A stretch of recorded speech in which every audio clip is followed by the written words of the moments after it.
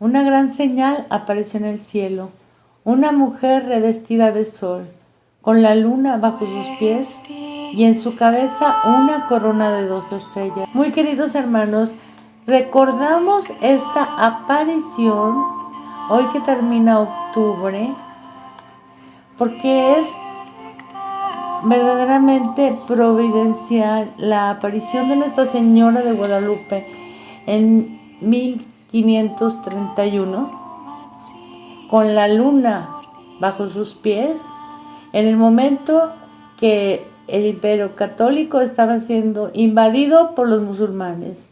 Ella estaba pisando la media luna que los caracteriza. Bueno, hermanos, después de este comentario vamos a dar lectura a un comunicado de Monseñor Carlos María Viganó titulado "No hay paraíso para los cobardes". La victoria de la Liga Santa en Lepanto, discurso en la conferencia de la Asociación Cultural Veneto Rusia, 11 de octubre de 2025. Queridos amigos, permítanme dar las gracias a los organizadores de este evento y extender mi saludo a todos los participantes. Es para mí un placer poder unirme a ustedes en la celebración del aniversario de la victoria de Lepanto, participando en la 9ª edición del Congreso que este año tiene como tema la paradoja de una Europa laicista, liberal y masónica que libra una guerra contra Rusia cristiana y antiglobalista. Ahora vivimos en los últimos tiempos, en los que el choque entre Cristo y el anticristo nos impone a todos nosotros que nos pongamos bajo el estandarte de nuestro divino Rey y de su muy augusta Madre, nuestra Reina, recordando las palabras del Señor: el que no está conmigo está contra mí. El 7 de octubre de 1571, en el Golfo de Patras, la flota de la Liga Santa aplastó victoriosamente el orgullo otomano, ralentizando la expansión islámica en el Mediterráneo occidental. Una expansión que nunca se ha detenido con el diálogo entre la cruz y la media luna, sino con el uso de la fuerza militar, el sacrificio de muchas vidas humanas y la protección sobrenatural que la Reina de las Victorias y mediadora de todas las gracias ha desplegado como un manto sobre el cristianismo amenazado por el Islam. También a las puertas de Viena, el 12 de septiembre de 1683, es decir, solo 112 años después de Lepanto, las fuerzas turcas fueron derrotadas por los ejércitos católicos bajo el patrocinio del santo nombre de María, temible y terrible como un ejército alineado en orden de batalla. Solo al pronunciar estas palabras sentimos un nudo en la garganta, conmocionados al contemplar a nuestra augusta reina a la cabeza de las huestes angélicas y terrenales. Ella también se había aparecido con un semblante similar el 7 de agosto del 626 después de Cristo, cuando Constantinopla estaba asediada por los eslavos y los persas.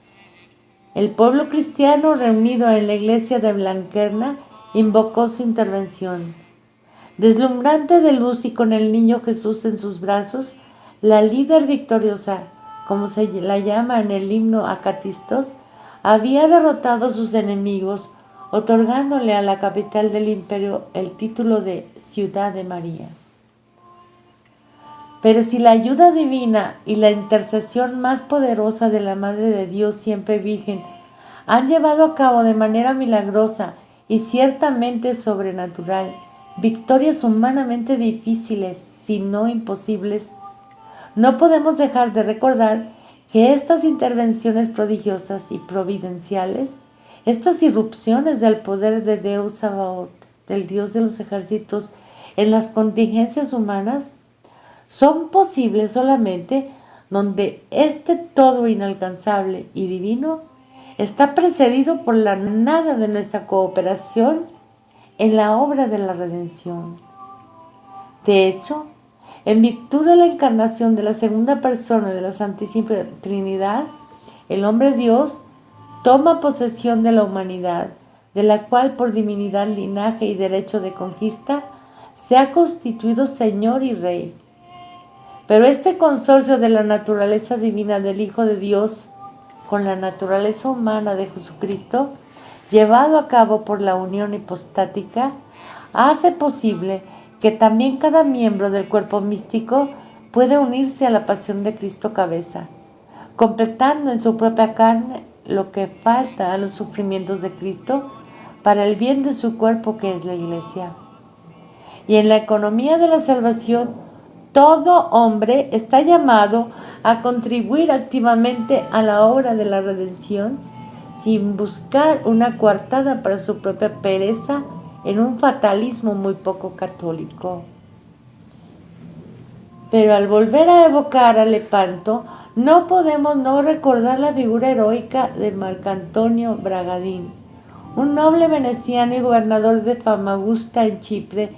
Durante el asedio otomano de 1570 a 1571, la ciudad cayó en agosto y Bragadin negoció una capitulación honorable con el comandante otomano Lala Kara Mustafa Pasha, quien prometió salvar la vida de los defensores. Pero los turcos rompieron su palabra y violaron el acuerdo. Bragadin fue torturado y sometido a una muerte brutal. Fue desollado vivo y su piel fue llenada con paja y enviada como trofeo al sultán Selim II. Este terrible crimen despertó indignación entre los miembros de la Liga Santa y la victoria de Lepanto también fue vista como venganza por el asedio de Chipre. Las atrocidades sufridas por Bragadin y como castigo por la deslealtad de los turcos, inconcebible para un caballero cristiano. El heroísmo de Bragadin también encontró émulos en el Golfo de Patras. Don Juan de Austria, comandante supremo de la Liga Santa, con solamente 24 años de edad y gran estratega, era un hombre de fe. Durante la batalla animó a los remeros y soldados al grito de «No hay paraíso para los cobardes». Sebastiano Venier, capitán general veneciano y veterano de 75 años, se distinguió por su coraje y ardor incitando a sus camaradas. El que no combate no es veneciano. Su heroísmo le valió la elección como dux en 1577.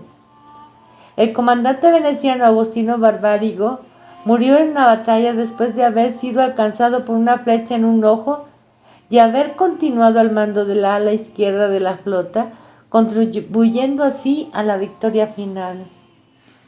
Marcantonio Colonna, almirante papal, se distinguió por su compromiso con el rescate de los heridos y por garantizar que los prisioneros otomanos fueran tratados humanamente de acuerdo con los valores cristianos que profesaba la Liga Santa. Fue su valentía, su abnegación, pero sobre todo su fe sincera y viril, la que constituyó esa nada que el Señor espera de nosotros antes de salir al campo a nuestro lado y darnos una victoria que de otro modo sería impensable. Su todo, nuestra nada, la nada de quienes en las fachadas de los edificios no se avergonzaban de grabar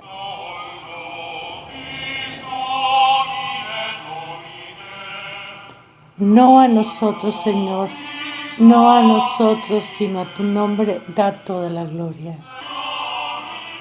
De los que, constituidos en autoridad y miembros del Serenísimo Senado, no dudaron en atribuir la victoria de la flota cristiana no al poder naval ni a la fuerza de las armas, sino a la intercesión de la Santísima Virgen del Rosario, a quien San Pío V, el Papa de Lepanto, había ordenado invocar mientras rezaban la corona santa. Porque hubo una época en que los hombres eran hombres, y hombres de valor, hombres de palabra, hombres de guerra, hombres de fe.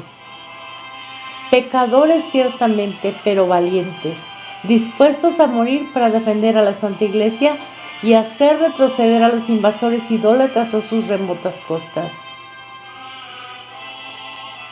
Así rezaban en Lepanto, así rezaban en Constantinopla, así rezaban en Viena. siempre confiados en que la ayuda de Dios llegaría en el momento en que se mostrara inequívocamente divina y sobrenatural, y siempre con la mediación de la Madre de Dios, la Todopoderosa por gracia. Nuestro Dios es un Dios celoso, celoso de su pueblo y celoso de su señorío sobre nosotros, que no permite que nadie lo usurpe y que quiere compartir con su Santísima Madre, Nuestra Señora y Reina. Él es Rey y como Rey quiere reinar. Es necesario que Él reine. Y cuando Cristo reina, se cumple el voto del salmista. Bienaventurado el pueblo cuyo Dios es el Señor. ¿Cuánto tiempo ha pasado desde la victoria de Lepanto?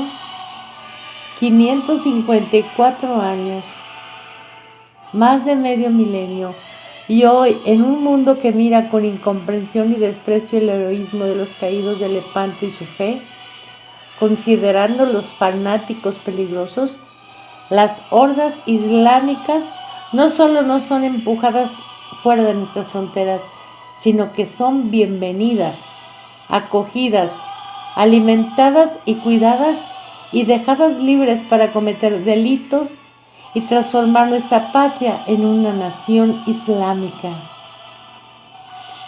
391 años después de Lepanto, el primer concilio de la nueva Iglesia, el Vaticano II, cuya apertura se cumple hoy, teorizó ese ecumenismo sincrético condenado por los romanos pontífices que en el espacio de unos pocos años llevaría a Pablo VI, el traidor, el 19 de enero de 1967, a devolver el estandarte que Mehmed Ali Pasha había izado en su buque insignia, la Sultana. En este gesto temerario y traidor, Pablo VI humilló a la Iglesia y a su predecesor, San Pío V, a quien ese estandarte le había sido dado por Sebastián Menier, que lo había conquistado heroicamente abordando la Sultana. A pesar de los anhelos ecuménicos de los papas conciliares y sinodales, aún conservamos el estandarte de San Pío V. Aún conservamos el estandarte que San Pío V bendijo e hizo izar en el asta de la bandera del Real, el buque insignia de los buques de la flota cristiana. Una tela de seda púrpura ribeteada de oro, en cuyo centro domina la imagen del Santísimo Redentor, flanqueada por los santos apóstoles Pedro y Pablo, con el lema Inoc Signos Vinces. Fue Marcantonio Colonna quien lo devolvió a Gaeta como voto hecho a San Erasmo, patrono de los marineros. En esa imagen y en ese lema se sintetiza el sentido de la vida cristiana, válido tanto en los tiempos gloriosos de Lepanto como en los tiempos actuales de apostasía. En nombre de un concepto distorsionado de bienvenida e inclusión, millones de musulmanes son transportados y acompañados a nuestras ciudades y pueblos, donde las iglesias ahora vacías se convierten en mezquitas. En muchos lugares el sonido sagrado y solemne de las campanas es silencioso, pero la voz del muezín resuena en ellas, llamando a los seguidores de Mahoma a la oración. Si esto no solo es posible hoy, sino que incluso se fomenta y celebra como una conquista de la civilización, se lo debemos a la Revolución Francesa, por el ataque a la monarquía católica en el ámbito civil, a la Revolución Conciliar y Sinodal, por el ataque a la sagrada monarquía del papado en el ámbito eclesiástico. La democracia y la sinodalidad son dos caras de la misma moneda falsa. De un lado se encuentra el emblema del liberalismo masónico, del otro el del ecumenismo sincretista irénico. Europa ha sido una tierra de conquista durante décadas y pronto será mayoritariamente musulmana, especialmente en naciones rebeldes como Gran Bretaña, Francia y Alemania. Su traición a nuestro Señor Jesucristo y sus crímenes contra la ley de Dios claman venganza al cielo y no quedarán impunes. Pero Italia tampoco es menos culpable. al haber olvidado la herencia gloriosa de la que ha sido custodio, que se basa en la civilidad católica, en la realeza de Cristo, en un orden cósmico que pone en el centro al Dios que se hizo hombre y no al hombre que se hace Dios. Como siempre ha acontecido en el transcurso de la historia, serán los enemigos de Dios los que castiguen a sus hijos rebeldes. ¿Volver al Lepanto? ¿Reconstituir una liga santa contra los enemigos del cristianismo? La providencia sabrá mostrarnos el camino en el momento adecuado. Pero en cualquier situación en la que nos encontremos, sea cual sea la adversidad, no debemos olvidar una sola cosa: las razones de la victoria. No sustraernos a nuestro deber de dar testimonio de la fe que profesamos, del bautismo en el que hemos sido incorporados a Cristo, de la tradición a la que pertenecemos. No encontrar ninguna excusa para permanecer de brazos cruzados y ver a los enemigos de Cristo demoler a la Santa Iglesia, sobre todo cuando estos traidores están en la cima de la jerarquía. No utilizar la obediencia como una manta bajo la cual esconder la pereza y la mediocridad que la sociedad contemporánea nos señala como modelos de conformidad tranquilizadora, con el pensamiento único. Hagamos nuestra parte con el coraje y la fortaleza de los soldados de Cristo, y nuestro Señor hará la suya con la omnipotencia de Dios. Carlo María Viganò, 7 de octubre 2025. María Santísima, Reina de las Victorias, Señora de las Gracias.